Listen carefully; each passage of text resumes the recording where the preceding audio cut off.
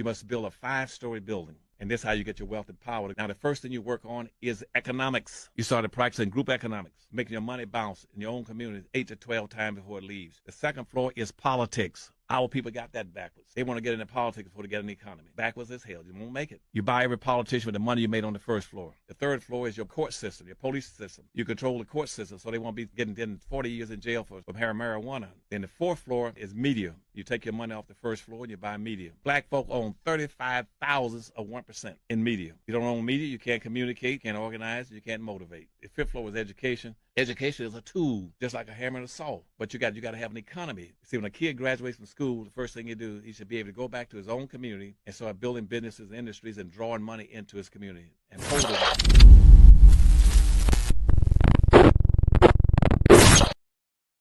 Thank you. This your man HRap coming at you once again. 15 minutes with HRap, maybe 20. Usually never keep that time, but I'm going to keep it today. Thank you to my parents. Thank you for the people who support me. Without John and Dolores, there would be no me, hence no podcast. Without you, I'm just talking to myself. Thank you for tapping in. Hit that like, hit that share. And always, and before I say anything, I want us to switch over to this. This is going to benefit me and the people who I support. Start watching on www.thaendofdabench.com and straight to YouTube. You click the button, name of the show today, and then it helps me with an action on my site. It helps the developers that are up that I also support, and we'll move forward. Today, it's called The Days of Way Back. The Days of Way Back is important simply because the days of way back, we had certain standards. We knew things about each other. We understood who was for us, who was against us, and we knew, by and large, we needed to support each other. We need to revert to that. You see, I have a 1800s picture on there. The 1800s picture, because that's what we need to go back to. We need to go back to the 1800s. Without that, we will be lost. We really need to go back to the 1600s. But the pictures from the 1800s. Now, the reason I'm talking about the days of way back is because I do believe we've lost our way. We've forgotten how valuable we are to this system called the United States of America. We've forgotten how valuable we are to everything in the universe, in the entire zeitgeist. So when we start thinking about the days of way back, we start realizing the importance that we carry in the United States of America. We start identifying how key our existence is to the success of this country. If you don't believe me, and the thing, I'm not even gonna go if you don't believe me. The reason this was brought about is because one of the people who's trying to be a part of the administration of Donald Trump is an anti-vaxxer. He goes by the name of Robert F. Kennedy Jr. Look, I don't have anything to say about the upcoming president. I don't have anything to say about his cabinet. What I do have to talk about is policy. Robert F. Kennedy Jr. is an anti-vaxxer. Now, there's been certain studies that say, hey, man, vaccines are doing damage to us. They lower our immune systems and things of this nature. When you pump yourself with a bunch of drugs, yes, that will affect your personal ecosystem. But when they are staggered, much like they had them when I was a child at age 54, you got vaccines at 6 months, 9 months, 3 months, and so forth and so on. You staggered them until you got to Head Start in kindergarten, and then you were immunized against potential deadly diseases. Robert F. Kennedy is against that. Look, you can have your own stance on this, but what I want you to understand is this. Some of the diseases aren't deadly, like the outbreak, the influx of measles, the influx of mumps that are on the way, the influx of chicken pox that are on the way. He wants to do away with those kinds of things. These could be potential problems. Measles used to kill people. Measles used to kill people back when food was even stronger than it was and more nutritious than it is now. It was killing people. You got things like a vaccine for polio. Wilma Rudolph is an Olympic sprinter. At one point, she had polio. She got the polio vaccine and was so strong, she was the fastest woman in the world at one point.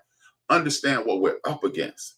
We're not up against just foolishness and madness. What we need to understand is this.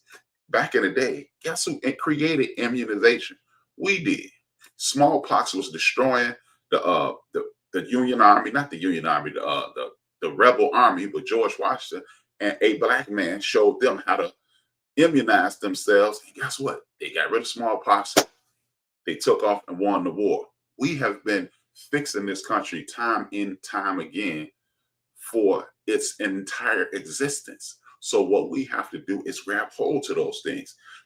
Chickenpox not going to hurt you, right? No, it's not deadly. But you know what? It leads to another illness called shingles. Shingles will hurt you physically later on in life. So if you could prevent chickenpox and then you won't have to deal with shingles, wouldn't you prefer that? I was speaking to a cousin earlier today who said the person who used to be his supervisor at work had shingles and it affected his genitalia and it made it look like he had some type of infection from extramarital affairs. Do you really want to interact with your wife on that level? No, you don't. You don't have to. So this is why we must stop these people from attempting to limit us. Look, and you can call me a conspiracy theorist and you can say, hey man, you might be reaching, but at the end of the day, we've been attacked on several levels from the early teens to the 1970s. People who got syphilis in Tuskegee, Alabama was watched and they were given placebos. If you don't know what a placebo is a fake cure or treatment to something just to see how you'll react to it. And for a few decades, black men in Tuskegee, Alabama were crash test dummies. Shortly thereafter, we were put into this, they gave us this white kryptonite called crack cocaine. Don't tell me you can't teach people the metric system. Don't tell me, it's too difficult to teach. And all of a sudden, everybody in the hood knows a kilo is 1,000 grams. How the hell do you know that? How do you know how to mix up crack cocaine? All of a sudden, if you can't teach me the metric system and everything doing the drug trade is in metrics, how do we learn those things? Understand, we're always under attack. Some people say AIDS is a man-made situation, but it is awful strange that AIDS attack blacks, it attack gays, it attack Hispanics. It's the very people that the people at the top who are racist don't like. So understand, if you want to do away with vaccines, who's going to be hurt doing that? More than likely it'll be us. So we need to fight these situations. We need to stand up. This is why I keep telling you, 5 Calls app is important, because then you can reach out to people and say, hey, if y'all let that dude get in play, we're going to have a problem. That's where you got rid of this dude who was running around the House of Representatives floor showing videos, allegedly showing videos of him and teenage girls having drug-induced sex. We got rid of him, and you can get rid of whoever else you want to if you participate. Don't be ignorant and stand around and say, get him Donald Trump like that lady did in Chicago at the city council meeting. No comment. But this is what I'm saying. We need to get back to understanding who we are, what we are capable of, and what we're up against. As usual, we're gonna take a second for Black History. I'm gonna show you this Black History video and show you again, this is what you're capable of. Don't allow somebody to tell you, reduce you to a slave. No, you're not a slave. You're not the ancestors of a slave. You are an ancestor of a prisoner of war against your people. Watch this video. I'll only be showing a portion of this because they will clip you. If you want to see the video in its entirety, then this is where you go. You can go, he'll give you where to go or make it easier. He'll get the same credit if you go there, www.thaendofdabench.com, and he'll get credit, I'll get credit, we all get enhanced, and I'll be back shortly after this video is partially complete. Cowboy culture in America, as we know it, occurred around the late 19th century when the cattle population exploded here in America. But did you know that at least 25% of all cowboys were Black? So today we're going to talk about the history of the Black cowboy. And if you like stories like this, you can find more stories like this at onemichistory.com. Also, I have a second channel called One Mic 2. Please subscribe. But without further ado, let's get started. The cowboy is a symbol of the American West. It has its roots that stretch all the way back to ancient times and across continents, combining traditions from northern Mexico, vaqueros, and European culture, specifically Spanish influence. Now, With that being said, you saw that, you understand why I'm trying to go with that, and I want you to either go to www, again, go to www.thaendofdabench.com, watch the video in its entirety. There's a couple other videos that are very helpful as well, useful as well. If you have young children, if you have teenage children, or people your age or older that may or may not know that information, share it with them. It is paramount. The second thing, and most important thing, we have to stop policing ourselves. I want to commend the brothers and sisters this last weekend, Cyber Monday, what is it, Cyber Monday, Black Friday. We did a bang up job with the boycotting or averting our money to other sources. Some people said, what is that going to do? Well, like I said yesterday, the people that don't understand how us averting our money and putting our money in different directions instead of putting it in a place where people don't like us, if you don't understand it, it makes me think about people who used to look at Sister Harriet Tubman and other people who were escaping from plantations and saying, what difference do it make? We still gonna be in America, but it's definitely a difference. If you are willing to give people your money direct, who's willing to directly disrespect you, it's kind of like begging a person to date you after you hit the lottery. They weren't interested until you hit the lottery. And if you didn't hit the lottery, they still wouldn't be interested. So while we participate, there's other way to divert our funds and put our funds in our pocket. At the top of the show, you saw Dr. Claude Anderson speak about how our money needs to bounce 8 to 10 times. We need to make it's enough of us. We are the largest community in the United States of America, not the Greeks, not the Italians, not the Greeks, not the Italians, not the English, not the Irish, or any people from the continent of Europe whatsoever, because it's over 50 million of us in this country. And it's a lot of those countries that don't even have 50 million people in existence in their country. In Mexico and Russia, with the two largest populations that I'm aware of, with 108 and 116 people, 116 million people in that population, you can't have that many people here in America, in the United States, if you got that many people in your country. So we're the largest population in the country. Therefore, we have enough people and capital to support our own. We must stop people from disrespecting us willingly.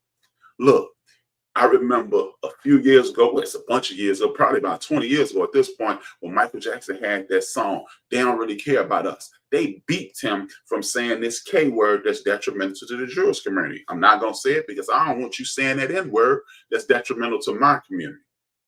They bleeped that out. All about the Benjamins. They bleeped the same. They protected the same community by bleeping out, I'm going to stack money like this community. They bleeped it out.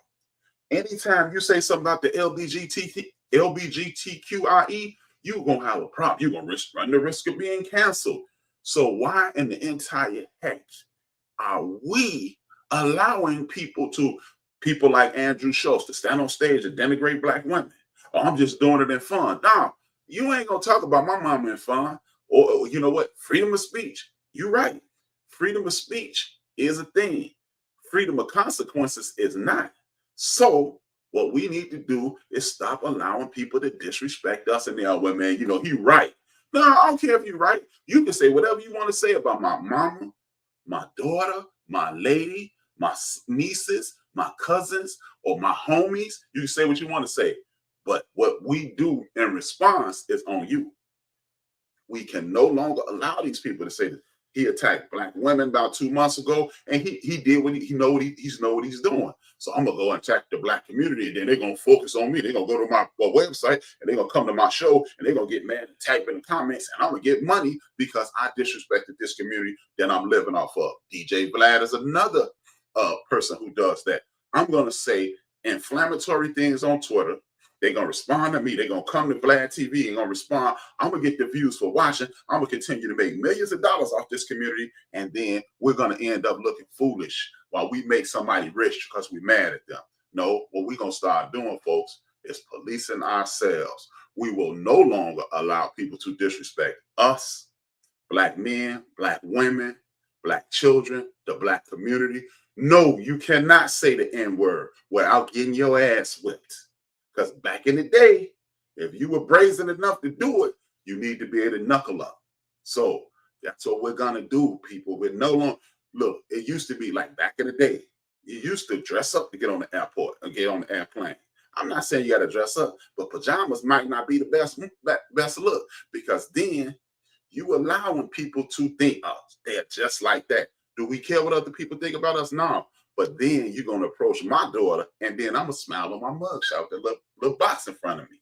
And that's just it. We have to get to the point where we respect each other enough that people will be scared to disrespect us. Look, you can say what you want to say in close quarters around your friends and your family. You can do whatever you want to do. Let's challenge some of these rappers, because y'all know I'm a hip hop lover. I'm not a fan. I love hip hop music. It is my music. It's my jam. The Dusties and the neo soul, all that stuff, jazz, love, all that. I dig all that. I dig all kinds of music. I love hip hop music. It is what I came of age on. 40 years ago, 14 years ago, my mom was telling me, turn that mess off. So it's my get down. So we need to start challenging podcasters on saying the word. Shout out to Gilbert Arenas and Gilbert's Arena for charging his co-host for saying the word. We need to charge these. We need to start, hey, slow down on that word, because the more we use it publicly, the more people want to use it. And then we're going to keep ourselves out of jail. With that being said, I just want to thank everybody for tapping in. Everybody who tapped in, and share it with somebody, please, and hit that like button. I'm trying to get, look, I get plenty of views, but I don't get many likes. I need at least at a minimum of 30 likes today, every day. Tomorrow is the most important show of the week. It's called Black Friday. Why I call it Black Friday? I call it Black Friday because I'm going to give y'all some books to watch. Read. I'm going to give y'all some movies to watch. I'm going to give y'all some information, some black proprietors that I need y'all to shop with and get some things from. It's Black Friday because we're going to reinvest in the black community. 2 fingers, 1 word. And it is necessary for those people who rule over us and who rule over African people the world over, if those people are to stay in power, they must destroy our ability to love each other in a healthy sort of way. This is why